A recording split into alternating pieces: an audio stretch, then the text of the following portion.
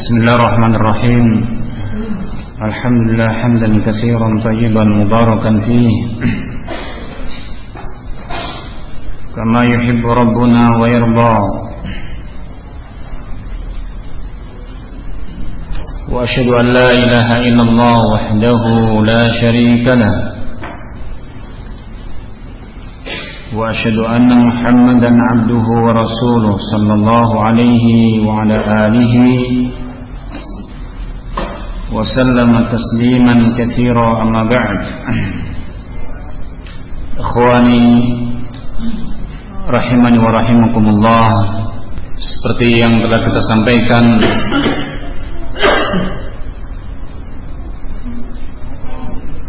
bahwa talabul ilm, menuntut ilmu, telah dikategorikan bahwa ia merupakan satu amal yang agung, suatu amal yang besar, dan dia merupakan salah satu jenis ibadah dari sekian jenis-jenis ibadah. Maka tidak diragukan bahwa ibadah membutuhkan kepada syarat untuk mendapatkan taufiq minallah, mendapatkan qabul minallah, diterimanya di sisi Allah Subhanahu wa ta'ala. Ala wa huwa al-ikhlas atau an-niyah as-sahihah, keikhlasan atau niat yang betul.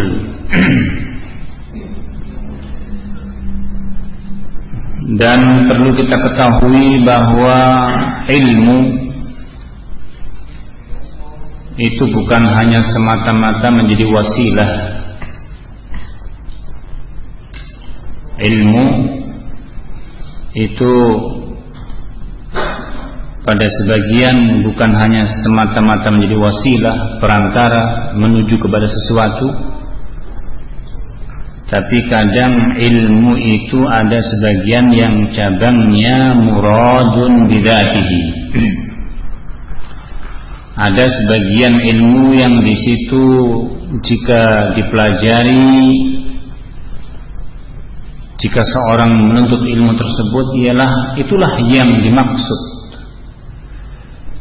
Seperti pelajaran dalam hal ma'rifatullah, mengenal Allah Jalla wa'ala.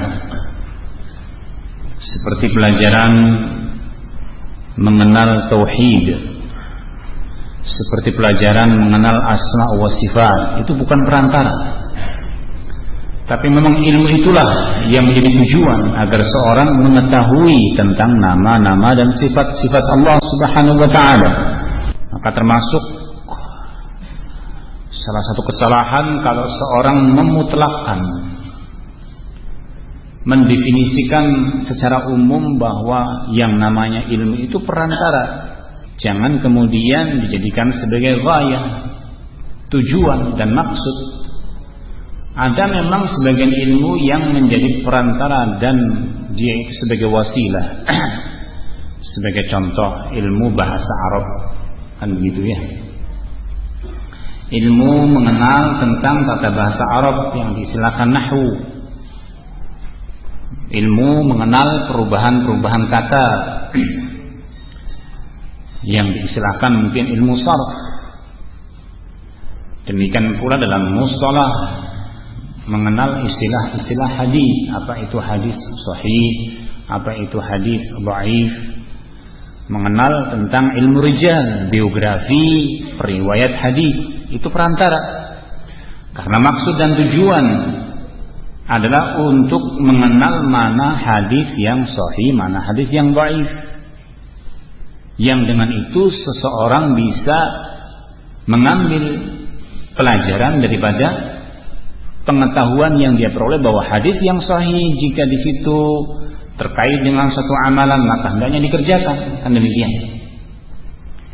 Jadi jangan sampai kemudian orang kadang termakan dengan istilah-istilah yang di situ pengistilahan, pemetakan bahwa ilmu itu kan hanya perantara. Tujuan dan maksudnya ialah seorang ibadah. Kita balik bahwa ilmu itu sendiri atau menuntut ilmu itu sendiri pun apa? Ibadah. Al-ilmu itu ibadah. Belajar menuntut ilmu itu merupakan ibadah. Jangan dipilah-pilah. Lebih-lebih di antara hal yang di situ Rasul sallallahu alaihi wasallam beritakan bahwa majalisul ilm, majlis yang di situ dibahas tentang ilmu din, majlis yang di situ disampaikan tentang ilmu din, qala Allah wa qala Rasul, ini ayat Allah, ini firman Allah, ini hadis Rasul dengan penjelasannya, bahwa majlis semacam itu majlis yang Allah Jalla wa Ala turunkan padanya apa? As-sakinah. Turun kepadanya apa? Rahmat Allah Jalla wa Ala, rahmat meliputinya. Bahkan malaikat mendoakan, demikian pula makhluk-makhluk Allah yang lain pun mendoakan, seperti ikan yang berada di mana? Di air, memintakan ampun kepada Allah terhadap dosa orang-orang yang mereka itu berada dalam majelis ilmu. Nah, ternyata sekian banyak hal runtutan dalam perkara seorang, mulai dari berangkatnya, mulai duduknya, mulai kemudian mengamalkannya, mulai mendakwahkannya dan seterusnya, itu sesungguhnya sangat erat kaitannya dengan suatu aktivitas ibadah yang membutuhkan kepada penekanan yang dikenal dengan keikhlasan. Kalau tidak, seolah-olah kita berbuat tetapi tidak ada apa? Nilainya. Seolah-olah kita telah mengumpulkan sesuatu tapi kosong. Seolah-olah kita telah mengabdi, seolah-olah kita telah berjuang, padahal semua itu hanyalah kita peroleh mungkin kelelahan, keletihan, pujian, sanjungan dari orang, sanjungan, pujian dari fulan wa allan yang tidak abadi. Maka dalam hal ini satu hadis yang sering kita dengarkan menjadi topik pembicaraan dalam perihal pentingnya keikhlasan ialah hadis seperti yang tadi kita sampaikan bahwa Imam Bukhari memulai dalam kitabnya dengan hadis ini, demikian pula Imam Nawawi, demikian pula banyak para ulama menyebutkan seperti yang diucapkan oleh Abdurrahman ibnu Mahdi rahimahullah. Kata beliau, "Lau sana'tul abwaba," andai kata saya itu membuat satu pembahasan per judul. Jadi kalau beliau menulis satu kitab kemudian dibuat per judul, per bab, bukan judul bukunya ya, per bab. Kalau bab dengan pasal apa bedanya? Pasal ini. Al-muhim, satu bab dalam satu kitab itu kalau para ulama mengibaratkan bab itu seorang kalau musafir itu judulnya, misalnya dari Solo sini judulnya bepergian menuju Jakarta, judul intinya kan gitu ya. Iya. Musafirnya dia itu perginya mau ke Jakarta. Terserah mau lewat mana? Pantura atau lewatnya selatan. Nah, di situ baru mulai. dia akan melewati yang diistilahkan kota-kota besar atau istilahnya terminal, kan begitu ya. Kita bicara tentang suatu daerah yang akan dilalui, ketika di situ akan kita tuju satu daerah yang menjadi tujuan. Satu daerah yang menjadi tujuan. Nah, kemudian ketika diberi judul per bab, judulnya bahwa dalam safar ini akan melewati 3 kota. Melewati apa? 3 kota. Kota ini, kota ini, kota ini, dan demikian. Sudah selesai. Nah, ketika mulai perjalanan, sama juga membaca kitab, kota pertama sudah selesai. Apa yang terjadi? Kelegaan. Alhamdulillah, satu kota sudah kita lewati, tinggal 2 kota. Begitu juga dalam kitab. Ketika masuk per bab misalnya ada 3 bab, satu bab kita selesaikan, alhamdulillah. Masuk lagi bab kedua, masuk lagi bab ketiga, berarti kan selesai. Sampailah kepada apa? Tujuan. Nah, sebagian ulama membuat hadis ini dalam kitab, satu kitab yang ada sekian banyak babnya, itu dimulai dengan satu hadis, yaitu hadis Umar bin Khattab, innamal a'malu binniyat. Tapi kata Abdurrahman bin Mahdi, kalau saja aku ingin menulis dan membuat suatu tulisan per bab, la ja'altu haditha Umar fil a'mal binniyat fi kulli babin. Maka akan aku jadikan hadis Umar bin Khattab yang menyebutkan innamal a'malu binniyat, bahwasanya amalan orang itu tergantung pada niatnya, akan saya letakkan per bab. Istilahnya kalau orang tadi mau safar, meniatkan betul-betul ingin lurus terus, setiap kota meniatkan lagi tujuannya ke mana? Jakarta. Selesai kota yang berikutnya, tujuannya kemana? Jakarta, kan begitu ya. Jangan belot. Paham? Ini ucapan Abdurrahman bin Mahdi supaya orang apa? Terkontrol. Luar biasa para ulama. Nah, kalau yang bicara seperti ini kapasitasnya seperti seorang alim Abdurrahman bin Mahdi rahimahullah, bukankah orang-orang seperti kita lebih butuh untuk mengontrol niatnya? Wabih, jelas. Jadi kita bicara itu sesungguhnya mengkisahkan para ulama, dan para ulama luar biasa, bukan hanya dari sisi penampilan luarnya, bagaimana gerak-geriknya, tetapi ibadah mereka, hati mereka. Lebih-lebih kepada kurun.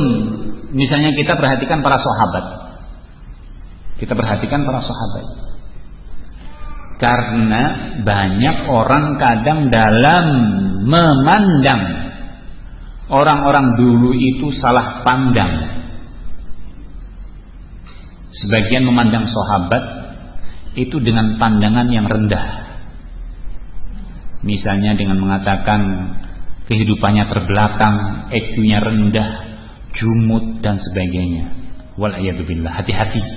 Hati-hati kalau kita bicara dengan orang-orang yang sudah berlalu, lebih khusus para sahabat.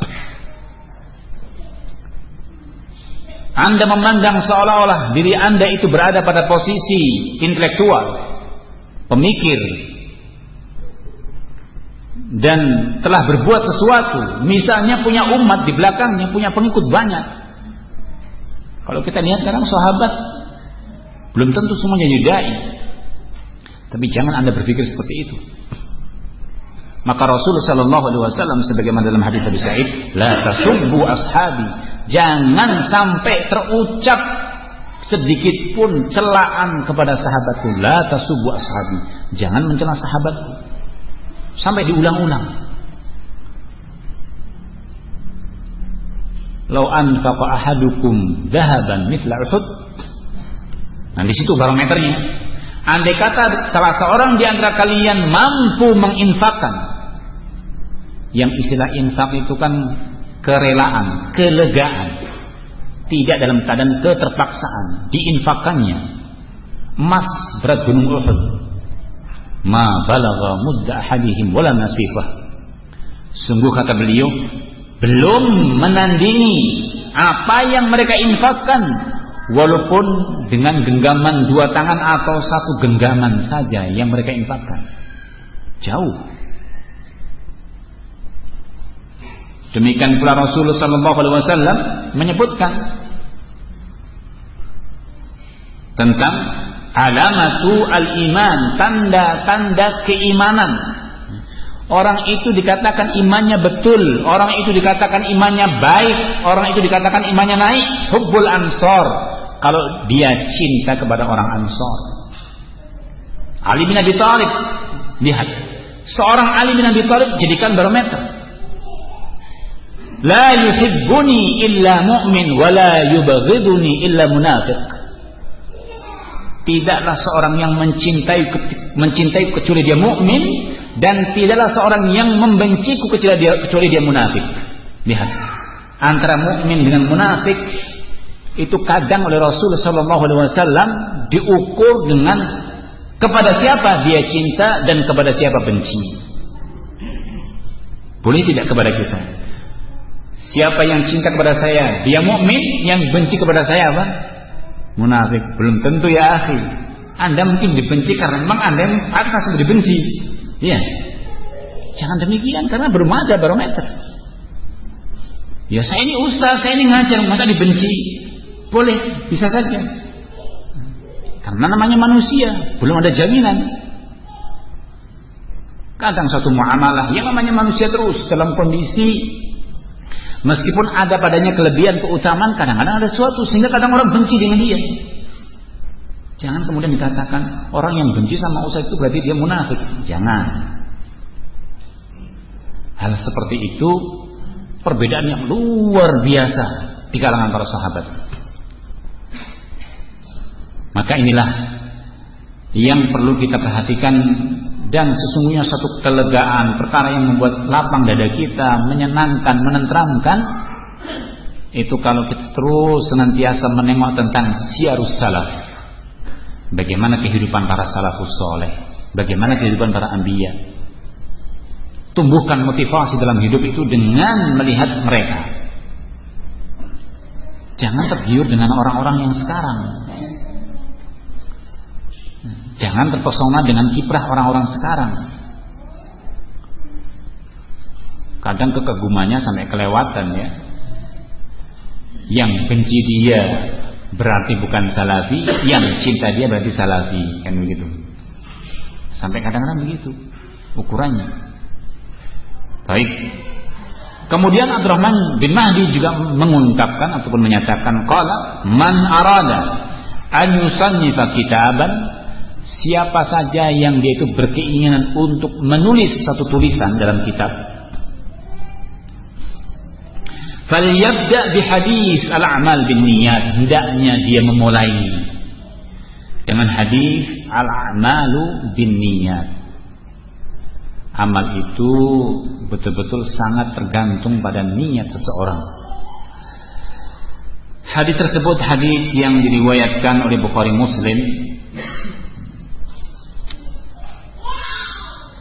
dari Umar Ibn Khattab radhiyallahu anhu qala sami'tu Rasulullah sallallahu alaihi wasallam yaqul, Rasul bersabda, innamal a'malu binniyat, bahwasanya amalan itu tergantung pada niat seseorang. Wa innamal likulli imri'in ma nawa, dan setiap masing-masing orang itu apa yang dia niatkan.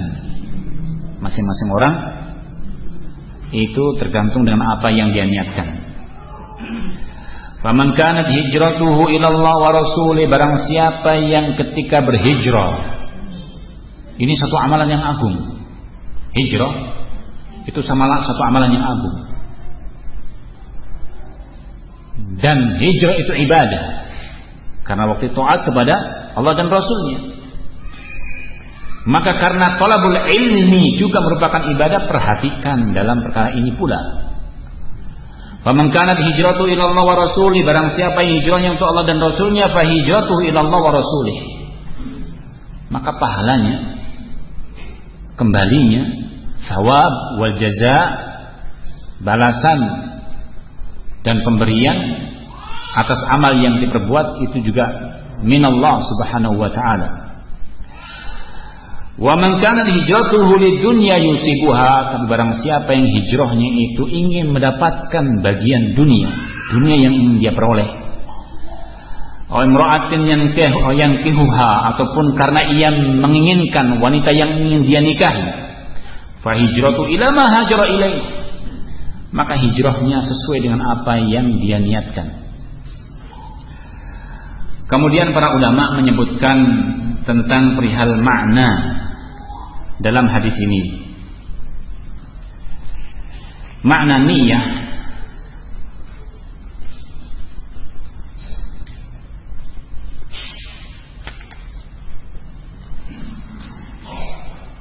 fil kalamil ulama, niat itu pada pembahasan yang dibahas para ulama, taqa'u bimaknayain, meliputi dua makna. Kalimat an-niyah, niat itu mengandung dua makna.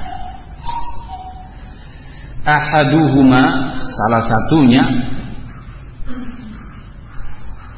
bimakna tamyiz al-ibadati ba'duha an ba'dhin.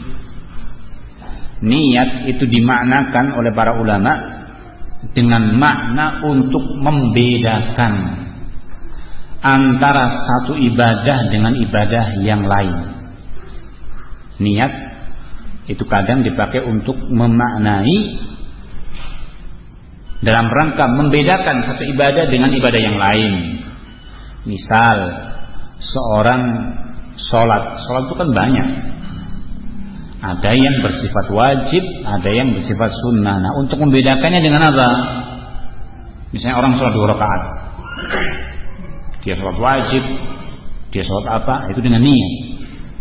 Dengan apa? Niat dia. Katamyi sholatul zuhur an sholatil asr, misalnya.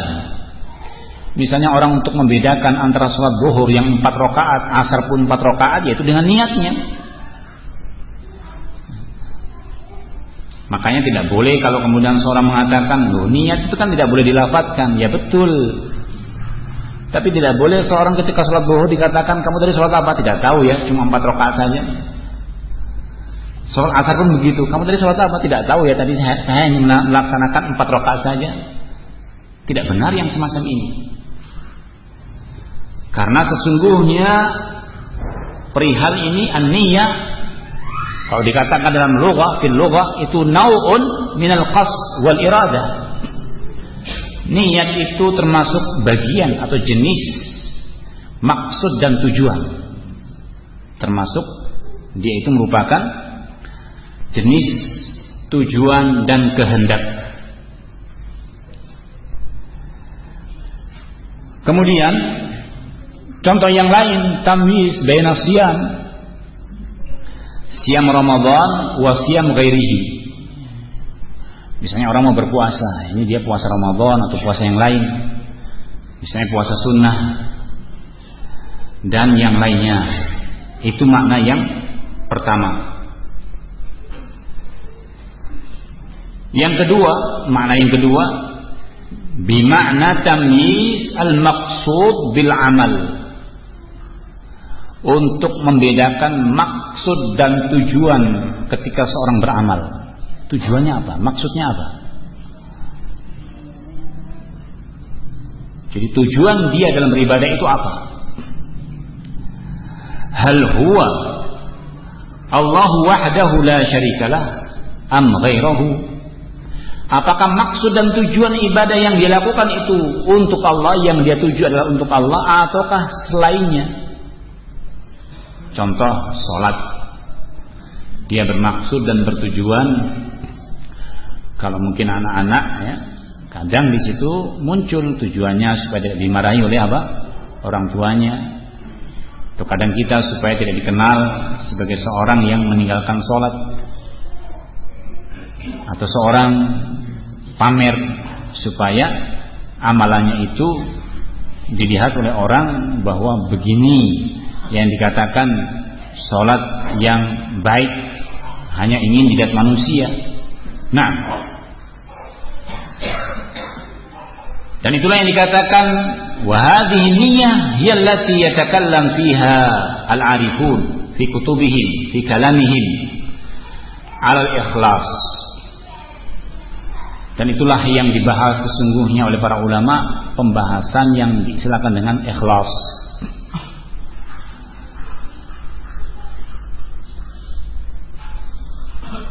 Kemudian waqad dzakara ulama, para ulama telah menyebutkan tentang perbedaan tadi. Maka an-niyah fi kalamin Nabi sallallahu alaihi wasallam wa salafil ummah, maka pembicaraan masalah niat dalam hadis ini, demikian pula apa yang disampaikan para a'immah, innama yuradu biha al-ma'na an-niyah tamyizul maqsud bil amal. Niat yang dimana seorang untuk membedakan maksud dia, tujuan dia dalam beramal, apakah tujuannya karena Allah ataukah kepada selainnya. Dan dari situlah kalau memang itu merupakan maksud dan tujuan, maka bimakna al-iradah, satu kehendak.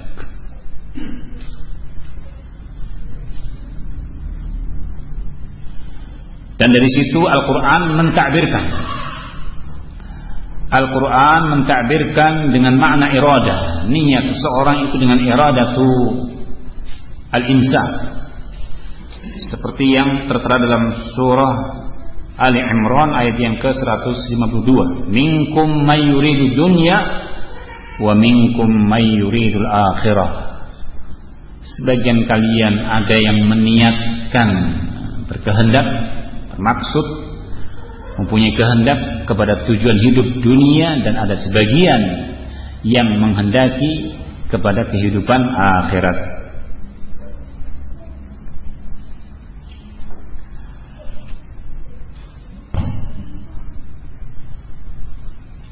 Dan cukup banyak ayat-ayat yang mentakbirkan tentang makna niyah bermakna al-iradah.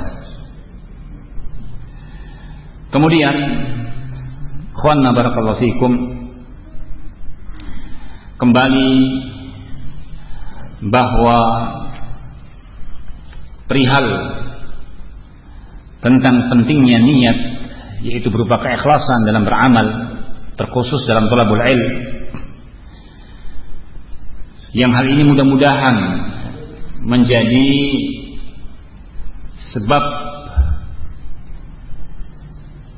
untuk meraih kemudahan, bahkan istimrar, kebersinambungan dalam thalabul ilm, keberhasilan dalam thalabul ilm, ialah dengan cara seorang meluruskan niatnya, seperti yang dikatakan oleh Sufyan ats-Tsauri rahimahullah, di mana beliau berkata, ma min amalin, tidaklah satu amalan yang dikatakan afdalu min talabul ilm, yang lebih afdal ketimbang menuntut ilmu, idza sahhat fihi an-niyatu, kalau niatnya itu betul. Jadi dikaitkan bahwa satu amalan yang di situ dikatakan mulia, afdal ialah talabul ilm, dengan catatan kalau di situ betul niatnya, benar niatnya.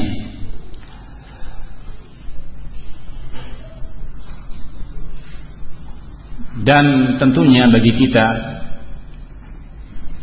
banyak hal-hal yang di situ menjadi penggoda, yang dikatakan mungkin penjegal. Kita sudah lurus-lurus, benar-benar mau berangkat, tetapi di sana ada apa? Para penjegal. Apakah syaitan yang berasal dari manusia ataukah syaitan yang berasal dari jin? Atau terkadang di situ memang karena adanya jiwa-jiwa yang membisikkan kepada keburukan, jiwa-jiwa yang memang punya kecondongan kepada keburukan, kepada kemalasan.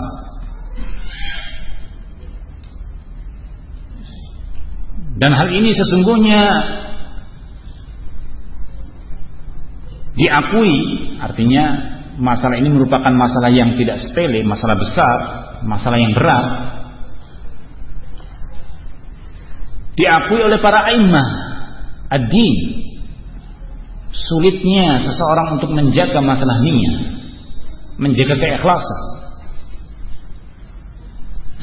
Maka jangan sampai kemudian kita seolah-olah tatkala di satu saat telah mendapatkan taufik minallah, yaitu benar, bagus, lurus tentang keikhlasannya, kemudian merasa bangga dengan itu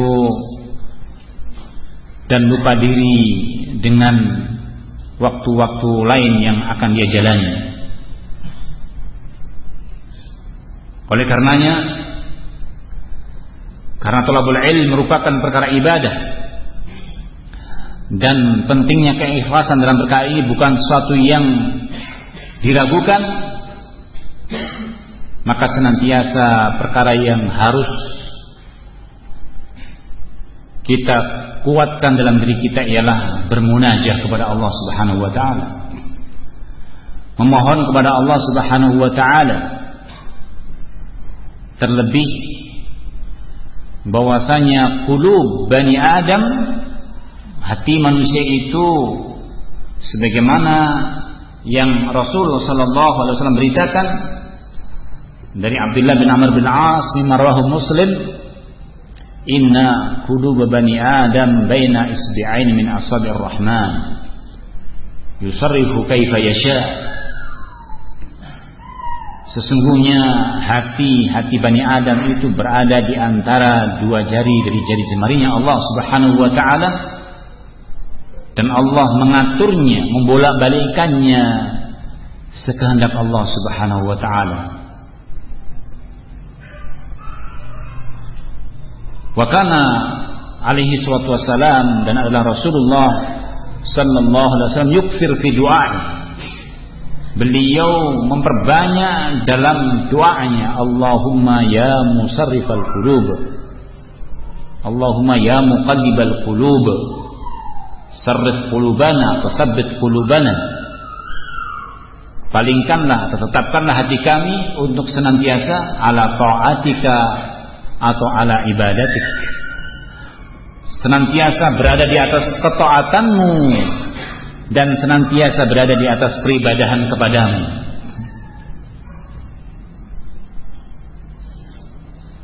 Dan seperti yang dikatakan oleh Abdurrahman bin Mahdi, pengibaratan bahwa law sana'tul abwab la ja'altu hadis Umar bin Khattab fi kulli babin, hirs, upaya, usaha, bahwa yang namanya seorang pada setiap kali dalam perkara, setiap dalam hal melangkah, setiap dalam hal membuka baru pelajaran-pelajaran, demikian pula langkah dia dalam menuntut ilmu, hendaknya senantiasa melihat dan menjaga atas keikhlasannya, niatnya.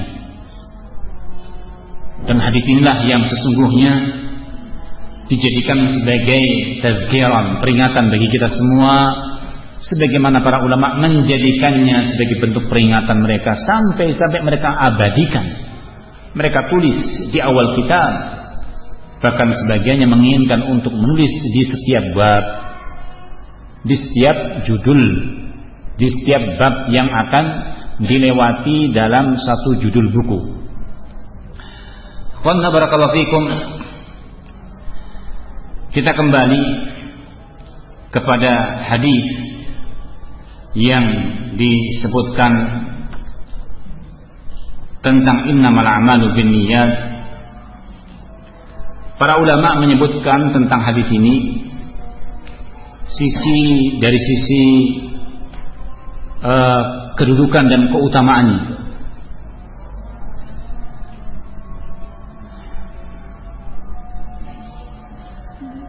Disebutkan oleh Imam Ahmad rahimahullah bahwa usul Islam ala thalathati ahadits. Usul Islam ala thalathati ahadits. Dasar-dasar yang mendasari Islam ini berpijak di atas 3 hadis.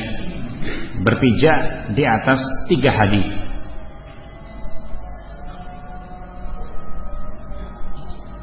Yang pertama ialah hadis Umar, yaitu al-a'malu binniyat.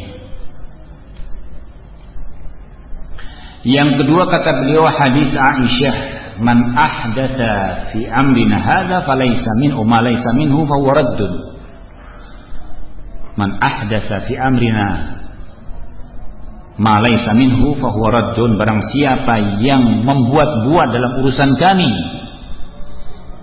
perkara yang dia itu bukan darinya, maka tertolak. Raddun ay mardudun ay ghairu maqbul, tertolak. Dan yang ketiga hadis Nu'man bin Bashir, al-halalu bayyinun wal haramu bayyinun. Ini ungkapan ahadul a'immah al-arba'ah ketika menyebutkan tentang kedudukan, keutamaan tentang hadis al-a'malu binniyat karena pentingnya.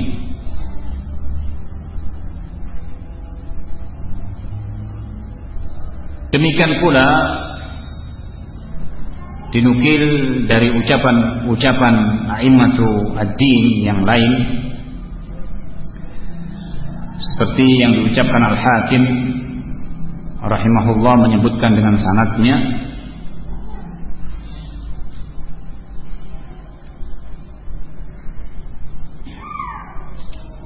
juga beliau menukil dari ucapan Imam Ahmad rahimahullah dari putranya Abdullah ibn Ahmad an Abi, ketika beliau disebutkan annahu dzakara qaulahu alaihi wassalam al-a'malu binniyat. Demikian pula hadis Abdullah bin Mas'ud, inna khalqa ahadikum yujma' fi batnihi wa fi batni ummihi 40 yawman. Demikian pula hadis man ahdatsa fi dinina ma laysa minhu fa huwa raddun. Faqala yanbaghi an yubda bi hadhihi al-ahadits fi kulli tasnifin. Hendaknya seseorang itu memulai dalam penulisan karya tulisnya itu dengan hadis-hadis tersebut di atas. Fa innaha usulul hadis, karena ia merupakan prinsip dalam hadis. Kemudian para ulama juga menyebutkan tentang hadis Umar bin Khattab dan hadis Aisyah. Hadis Umar bin Khattab yang dikatakan innamal a'malu binniyat. Adapun hadis Aisyah, man ahdatsa fi amrina ma laysa minhu fa huwa raddun. Barang siapa yang membuat-buat, mengada-ada dalam satu urusan yang bukan darinya, yaitu bukan dari perintah Rasulullah sallallahu alaihi wasallam, ajaran Rasulullah, maka dia tolak. Dikatakan pada 2 hadis ini menjadi tolak ukur yang dikatakan mizan, timbangan fil qalb fil batin wa mizanun fil zahir, timbangan ukuran dalam hal lahiriah. Kalau dalam hal perkara yang terkait dengan masalah yang ada dalam batin, itu ditimbang dengan hadis Umar bin Khattab, innamal a'malu binniyat wa innamal likulli imri'in ma nawa. Adapun kalau seorang melihat kepada amal yang zahir, yang nampak pada seorang, maka ukurlah, lihatlah dengan hadis Aisyah. Apa yang dia kerjakan, apakah mencocoki, meniru, mencontoh Rasul sallallahu alaihi wasallam, apakah tidak? Maka timbangannya atau ukurannya ialah dengan hadis, yaitu Aisyah radhiyallahu anha. Kemudian ikhwan barakallahu fikum, dan insyaallah kita akhiri pembahasan kita malam hari ini dengan hadis yang disebutkan oleh Imam Nawawi rahimahullah dalam kitab beliau Riyadhus Shalihin, yaitu pada bab yang pertama beliau buka tentang babu al-ikhlas, tentang masalah al-ikhlas. Hadis tersebut hadis Abdullah ibnu Abbas, Abul Abbas radhiyallahu anhuma, yaitu fima yarwi an rabbih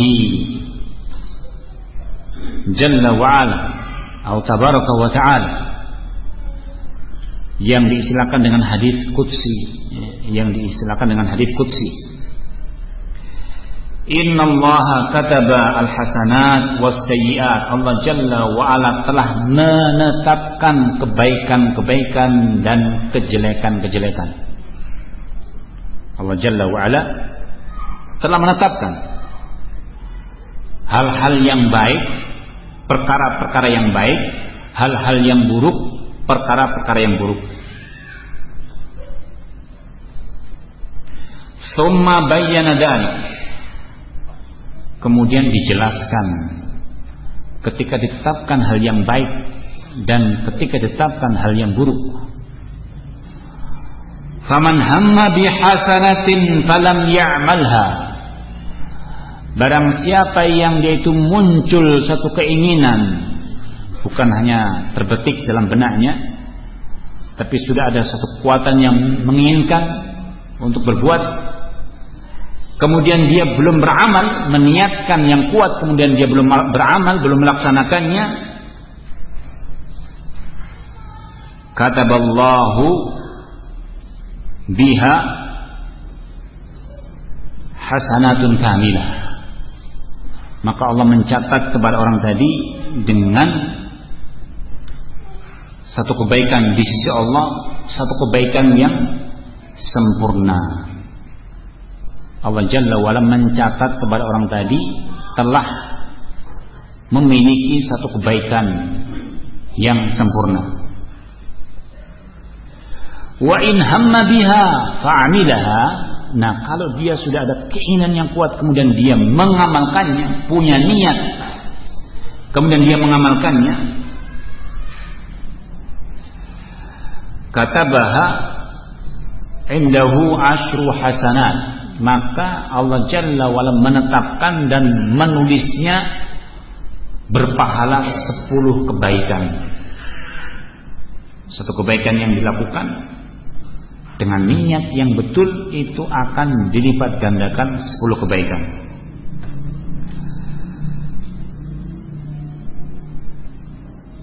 Ila 70 hasanah, sampai 70 dilipat gandakan. Wa ila ad'afin katsirah, bahkan akan dilipat gandakan dengan kelipatan yang cukup banyak, bahkan tak terhingga. Ini pentingnya seseorang jangan meremehkan, jangan menyepelekan qasd atau iradah, niat, tujuan dan keikhlasan dalam beramal. Karena thalabul ilm seringkali dan berkali-kali diingatkan bahwa dia termasuk min afdalil qurbah, termasuk pintu yang paling afdal. Di antara pintu yang afdal di mana seorang untuk mendekatkan diri kepada Allah ialah dengan cara seorang thalabul ilm, dengan catatan apa tadi yang dikatakan As-Sauri, idza sahhat apa fihi an-niyyah, kalau niatnya betul. Kalau niatnya betul. Kemudian Allah Jalla wa'ala menyebutkan dalam hadits qudsinya, wa man hamma bisayyi'atin, barang siapa yang dia itu punya keinginan, terbetik dalam niatnya berbuat keburukan, walam ya'malha, maka dia tidak mengamalkannya, dia tidak berbuatnya, qala falam yuktab, maka tidaklah ditulis padanya sayyi'ah, satu keburukan.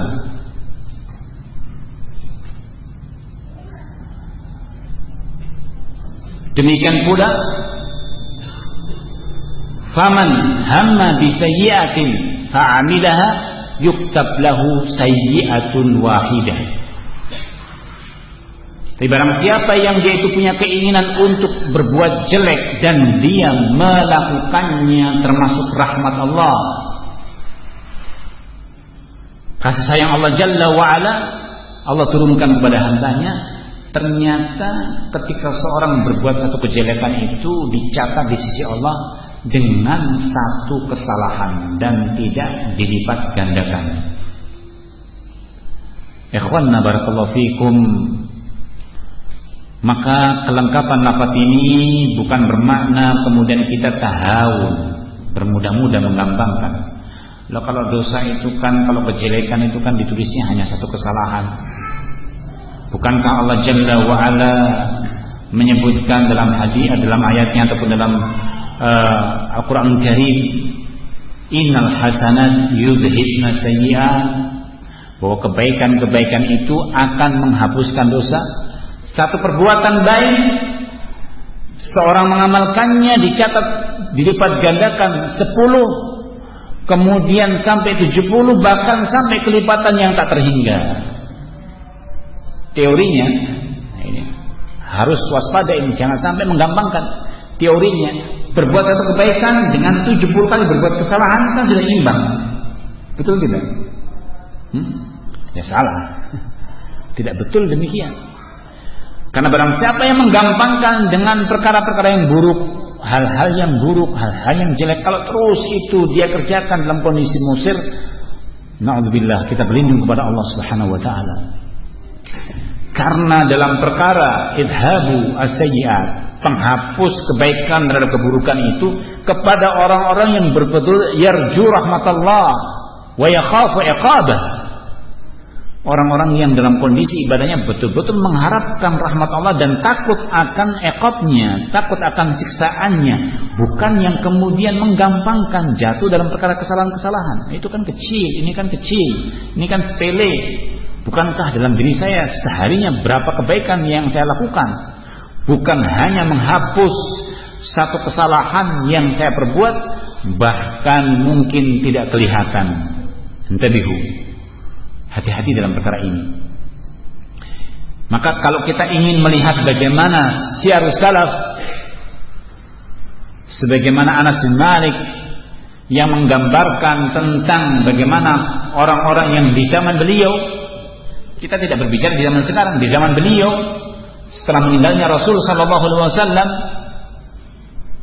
di makna yang ketika beliau menggambarkan di masa Rasul sallallahu alaihi wasallam satu dosa yang kita anggap perkara itu taubahnya seperti gunung Uhud yang akan menimpa kepada kita, tapi di zaman beliau itu sebagian orang sudah menghitungnya itu perkara yang ringan, perkara yang kecil, perkara yang mudah. Apalagi mungkin di zaman-zaman kita sekarang. Allah musta'an. Dari situ kita mungkin perlu introspeksi diri bahwa sekian banyak sebab, terkadang mungkin kadang sulitnya kita mengikhlaskan, sulitnya kadang hal itu kemudian berdampak istimrar dalam thalabul ilm, sulitnya kita menenangkan diri duduk bersila dalam thalabul ilm, sulitnya kita mengamalkan. Di situ banyak dawai, hal-hal yang di situ seruan-seruan yang mengajaknya. Misalnya, kita tidak berhati-hati dalam perihal mengkonsumsi makanan yang kita makan. Kita tidak berhati-hati dalam perkara pekerjaan yang dimana kita tekuni. Kita tidak berhati-hati dalam perihal bermuamalah. Kita tidak berhati-hati bagaimana seseorang dalam perihal menjauhi hal-hal yang dikatakan berupa syubhat atau dikatakan sebagai shaghair.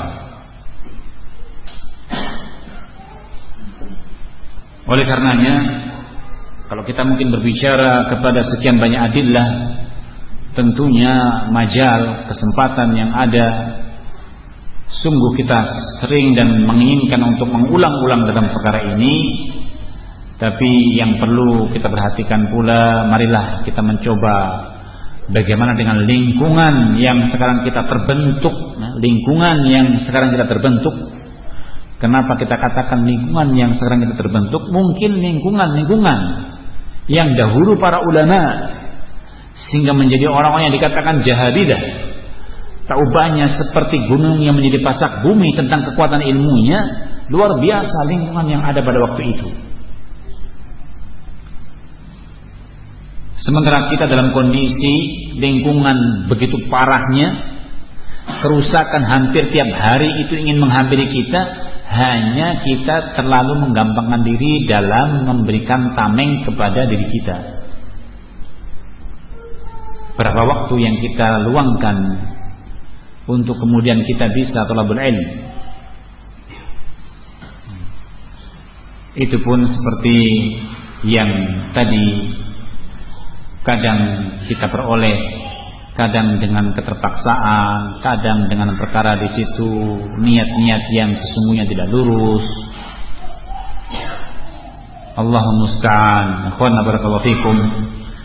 Jadi tentunya ini bukan satu hal yang kita harapkan dengan itu kemudian kita putus asa, tetapi sebagaimana yang Rasulullah sallallahu alaihi wasallam pesankan, ihris ala ma yanfa'uk wa la ta'jaz.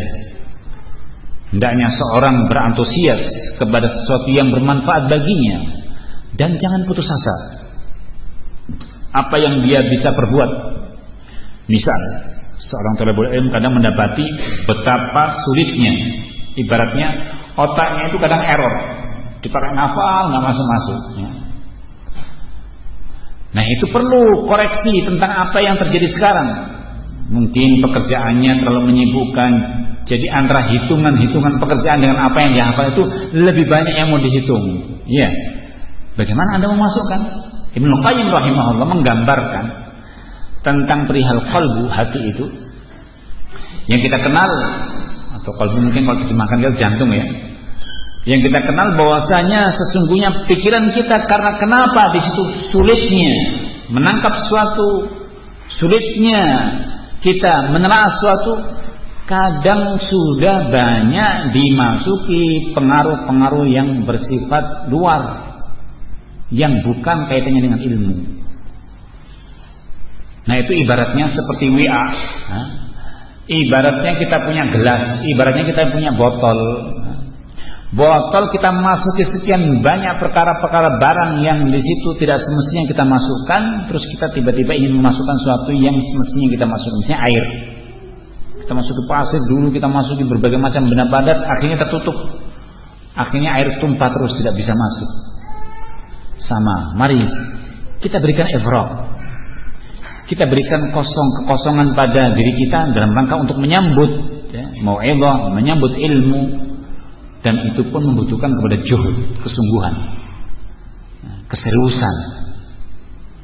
keseriusan dalam perihal ini. Sehingga sekian banyak asyghal itu kadang-kadang membuat diri kita dalam kondisi sulit ya, sulit untuk menerima sesuatu yang seharusnya itu kita terima. Karena begitu, diri kita sudah dimasuki dengan sekian banyak program. Nah, mungkin kalau yang tahu komputer ya, saya sendiri juga kurang tahu banyak. Ibaratnya kalau program dalam komputer itu banyak penuh, dimasuki lagi, masuk nggak? Paling kan nambah apa namanya? Nambah apa? Ya, nambah komputer baru. Nah, Allah musta'an. Jadi, ikhwan barakallahu fikum, dan itu waqi'. Hal-hal yang kadang kesibukan kita dalam keseharian, yang sesungguhnya di situ mungkin kita gunakan ada bagiannya kita pakai untuk ilmu, tapi begitulah. Ibaratnya afwan ini mungkin kita tujukan misalnya ke anak-anak sekolah, SMAK, atau mungkin dia orang yang sudah perkuliahan. Kuliahnya sukses, tapi ustadznya juga sukses, bisa nggak? Jadi pengennya jadi ustadznya juga sukses, mungkin mengenal sekian banyak urusan agama, tapi juga dalam perkuliahan juga sukses, kan begitu. Cukup berat. Karena apa? Beban atau kapasitas kita menghafal itu sesungguhnya terbatas. Sesungguhnya terbatas, lebih-lebih dipengaruhi dengan sekian banyak pengaruh-pengaruh luar. Nah, pada sebagian ulama ahli hadis, ya, azkur misalan, kita contohkan seperti Al-A'mash Sulaiman bin Mihran rahimahullah. Itu beliau termasuk untuk menjaga hafalannya, itu beliau menjauhkan dari berbagai macam jenis buah-buahan. Sehingga ketika di saat akhir-akhir hayatnya ajal memunjuk, buah-buahan disuruh mengumpulkan dan beliau memakainya. Maka para ulama di sana membahas tentang buah-buahan yang sesungguhnya mengundang kepada pelemahan hafalan. Seperti buah-buahan yang berjenis kepada buah yang di situ bersifat masam, sangat kecut, ya. Sementara kita senangnya begitu, rujaan, ya. Allah musta'an. Sudah hafalannya pas-pasan ditambah rujaan lagi, hilang. Dan gak mau menghafal lagi. Kan banyak ya, menghafalnya malas. Hafalannya pas-pasan, artinya apa? Istilah IQ-nya itu pas-pasan. Makan buah-buahnya tidak ngontrol, ya, hilang sudah. Allah musta'an. Baik, bagaimana jika ada orang diberi nama oleh orang tuanya dengan nama-nama sesembahan selain Allah? Misal Agni, ya, Agni diyakini sebagai dewa api, atau Wisnu diyakini sebagai dewa rahmah. Siapa tanya nih? Agni, betul? Hah? Siapa yang tahu dewa api? Lah ya Bang. Kalau memang demikian, ya berbicara baik-baik dengan orang tua, menyampaikan, kemudian merubah suatu nama yang baik. Merubah suatu nama yang baik, insya Allah ada satu barokah yang Allah turunkan. Rasul SAW merubah beberapa nama-nama yang di situ terkait dengan tazkiyah seperti Barirah dirubah. Demikian pula beliau sempat merubah kakeknya Sa'id bin Musayyib, yaitu Huzn. Huzn dikatakan antas sahal, tapi tidak mau merubah. Kata Sa'id bin Musayyib atau Musayyib, mazalat al-huzunatu fina. Jadi kakeknya pernah diminta untuk dirubah namanya, tapi tidak merubah. Maka sang cucu yaitu Sa'id bin Musayyib mengatakan bahwa kesedihan itu menimpa kepada kami. Kesedihan itu sampai menimpa kepada kami. Mohon nasihat bagi kita yang lingkungannya jauh dari sunnah. Saya kira dengan darus sunnah. Kalau lingkungannya jauh dari darus sunnah, mendekat kepada darul hadits. Bagaimana kalau orang itu lingkungannya jauh dari sunnah, di mana jubah masih asing di tengah-tengah orang awam? Bagaimana sikap menghadapi orang awam di sekitar kita? Sebelum menjawab tentang soal ini, sesungguhnya kita serba salah, ya.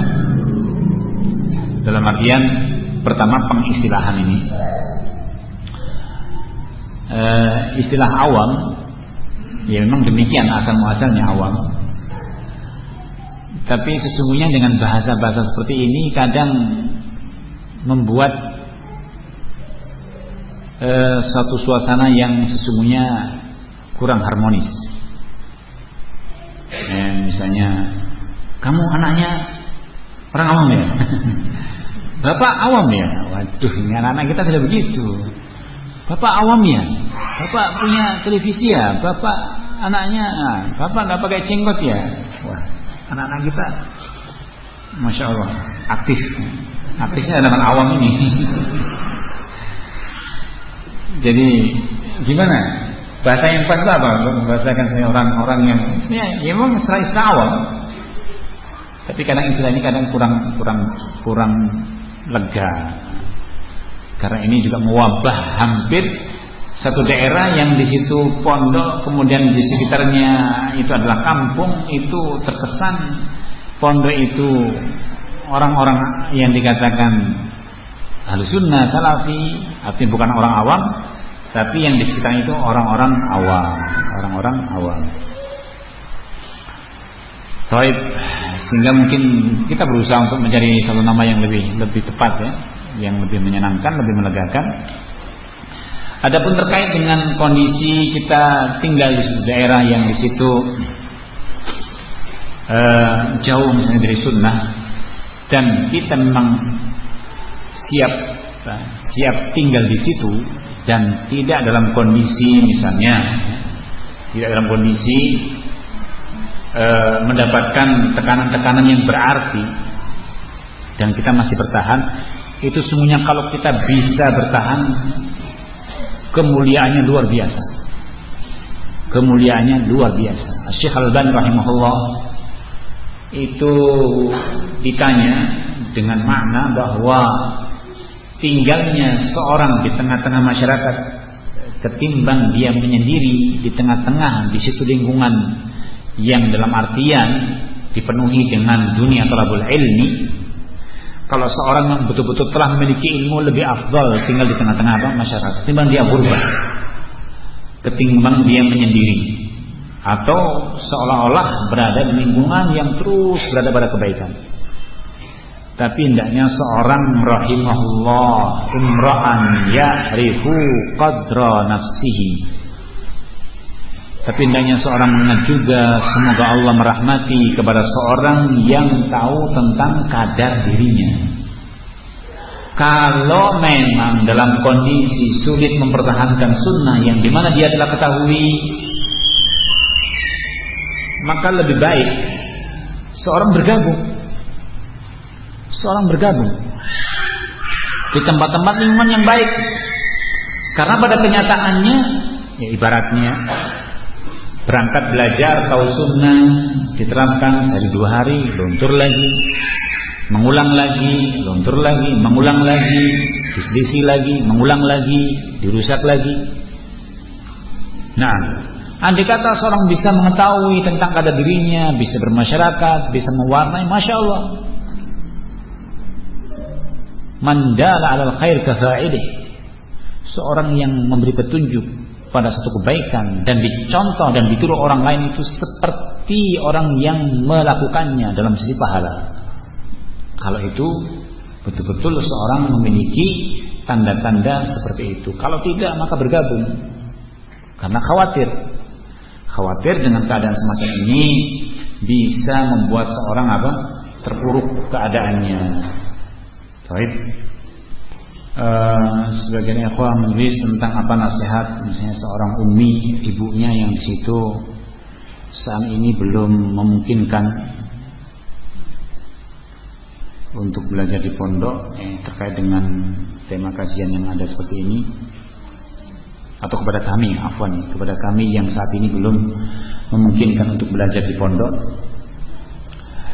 Terkait mungkin seorang belajar di pondok, terkait seorang yang disitu belajar di pondok, tentunya kita kenal bahwa pondok-pondok pesantren itu membuat program-program yang insya Allah di tempat tersebut bersifat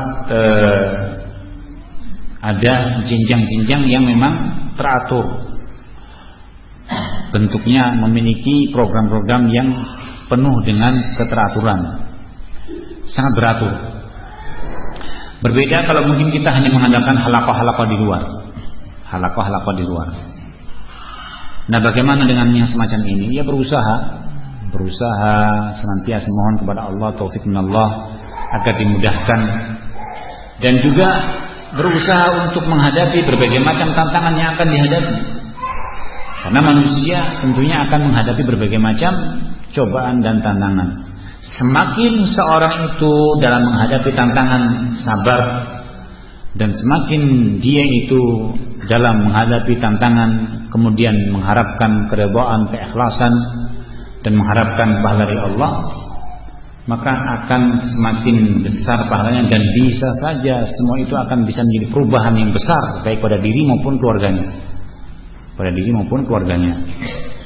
Jadi jangan kemudian terus seorang itu hanya menerima dengan sesuatu yang sesungguhnya barometernya rendah.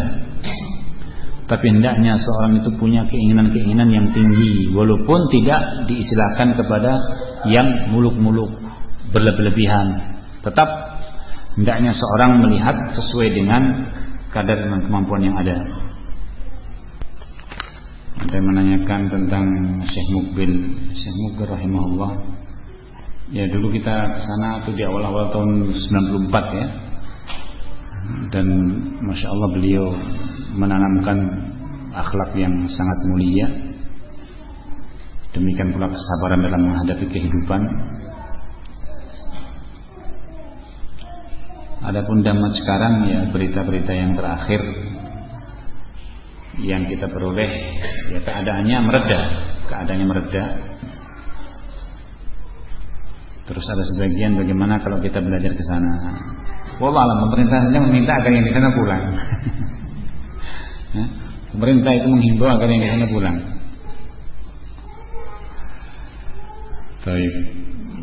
Tapi di tempat lain kondusif, seperti di Ma'bar Syekh Muhammad Imam, atau di Huyus tempat Syekh Abdul Rahman Al-Mar'i, atau di Syekh tempat Syekh Abdullah Al-Mar'i, atau di tempat-tempat lain. Karena keadaannya semuanya cukup mencekam ya, menuju ke damajnya. Demikian pula jalan yang ditempuh ke sana itu, wallah alam tentang kondisi secara realnya.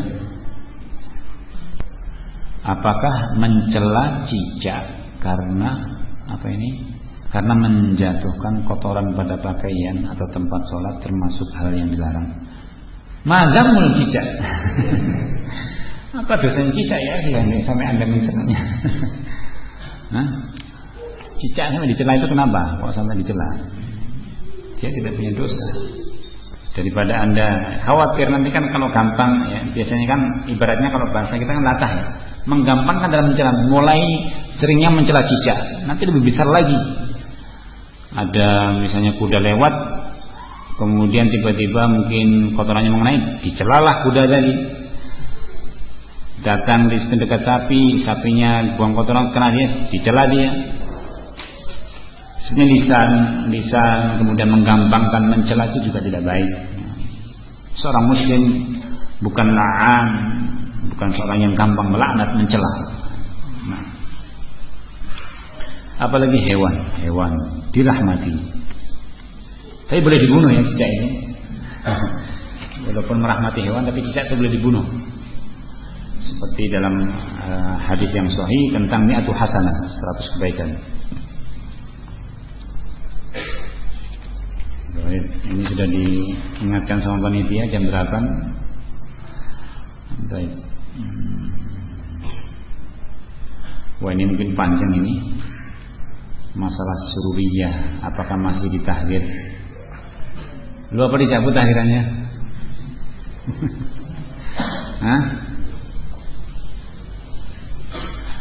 Ada yang mengatakan sibukkan dengan ilmu. Masya Allah. Ini yang dikatakan jaring-jaring syaitan ini. Bertanya tentang apakah ada ciri-ciri yang bisa dirasakan oleh pelaku keikhlasan apabila dia ikhlas, atau kalau ada apakah tanda-tandanya? Ya tentunya dalam perihal ini, kalau kita paham tentang masalah makna niat yang dikatakan ialah al-iradah, sebagian mengatakan qasdu wal iradah, tujuan dan kehendak, maka barang siapa yang kehendaknya, kalau yang dibahas oleh para ulama ialah iradatu ilallah, kehendaknya kepada Allah, itulah tanda-tandanya. Kalau seorang sudah mulai kehendaknya, tujuannya, misalnya berkehendak kepada pujian manusia, berkehendak kepada pengumpulan misalnya harta dengan dia menuntut ilmu, mengharapkan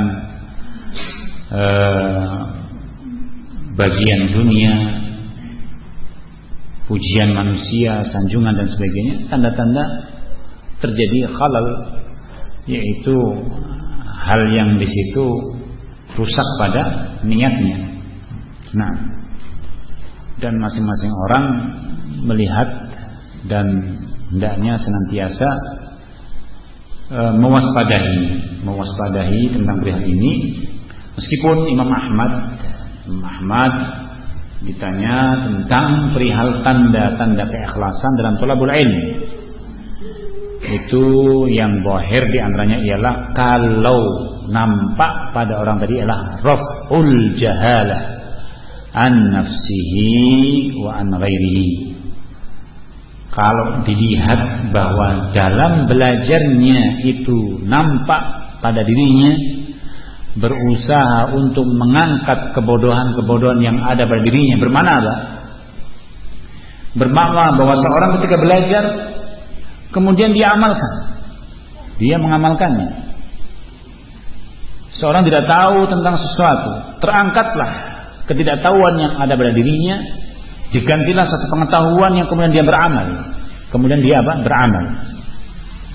Dan kemudian dia mendakwahkannya.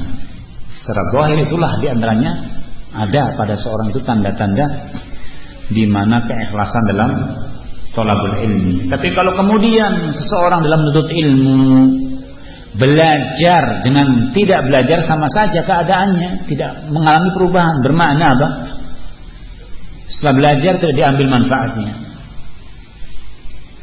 tidak ia mengambil ilmu tersebut, tidak ia pula mengamalkannya. Ini berarti thalabul ilmi yang dimana seorang terdapat tanda-tanda padanya tidak menuju kepada keikhlasan karena maksud dan tujuan, kan begitu. Kalau ikhlas, bukankah yang dimaksud dengan ilmu ialah naqibul jahl, lawan daripada kejahilan, sehingga seorang berusaha untuk menyingkirkan, membuang kejahilan-kejahilan yang ada pada dirinya. Nah, ketika terbuang ialah hendaknya seorang beramal. Wallahu muwaffiq. Mudah-mudahan Allah berikan taufik kepada kita. Sekali lagi mengingatkan bahwa tidak boleh kita memisahkan masalah thalabul ilmi dengan makna ibadah, seperti yang dikatakan ishtighal bi thalabul ilmi ibadah. Demikian pula ucapan Mu'adz bin Jabal yang di situ diriwayatkan yang sahih mauqufan, wa talabuhu ibadatun. Menuntut ilmu itu merupakan apa? Ibadah. Menuntut ilmu merupakan ibadah. Nah, karena dia merupakan perkara ibadah, sehingga seorang betul-betul mendasari dalam perkara ini jangan lupakan tentang perkara niat atau keikhlasan, yaitu benarnya sihhatul iradah, betulnya kehendak dan tujuan dia tentunya semata-mata karena Allah Subhanahu wa ta'ala.